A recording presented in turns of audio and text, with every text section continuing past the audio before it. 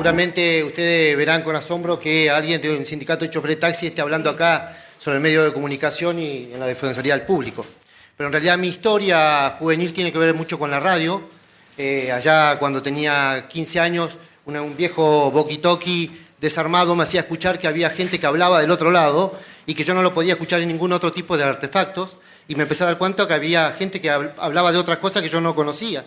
Y entonces eso me despertó la voluntad de estudiar electrónica para poder crear algún aparato que me permitiera escuchar un poco más. De ahí viajé a Neuquén, y acá voy a tener una pelea con los amigos de Neuquén, porque fui a Neuquén muy jovencito buscando otros rumbos, y me encontré que habían alrededor de 20 o 25 radios. Y llegué a una radio que se llamaba FM Buenay 106.5. Ahora ahí está el compañero Buzo, que en ese momento tuvimos algunas reuniones. Yo empecé a formar parte de ese equipo de trabajo donde trabajábamos ad honorem. Imagínense que estaba buscando rumbos y trabajaba ad honorem. Y tuvimos reuniones en Plaza Winkle, el Cutralcó, y empecé a conocer esto de la comunicación, empecé a conocer esto de la radio, esto que me nació en alguna parte que no sé dónde, pero en algún lado voy a tener que averiguar ahí con papá y mamá qué pasó. Y prontamente me vine a Bariloche porque me parecía que estaba buscando un horizonte y me parecía que el horizonte estaba por aquí, porque además era lo que me gustaba.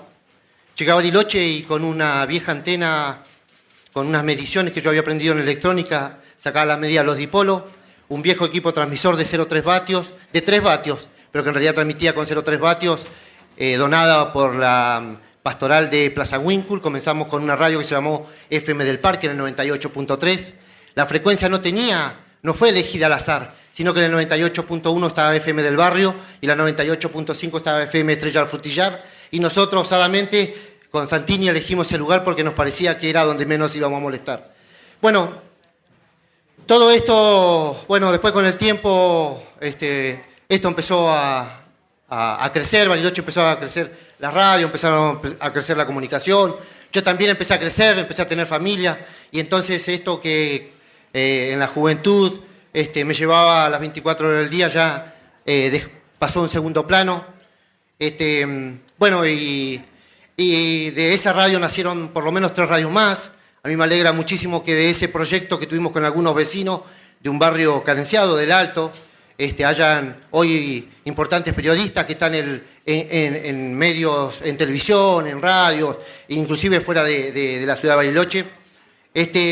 Y bueno, cuando me enteré de esto, de que iba a haber una defensoría del público donde yo podía hablar con una gente que me iba a defender por los derechos, recordaba esos días cuando andábamos con los bolsitos, pidiendo un camping prestado allá en Viedma, porque no teníamos cómo mantenernos, todo amontonado.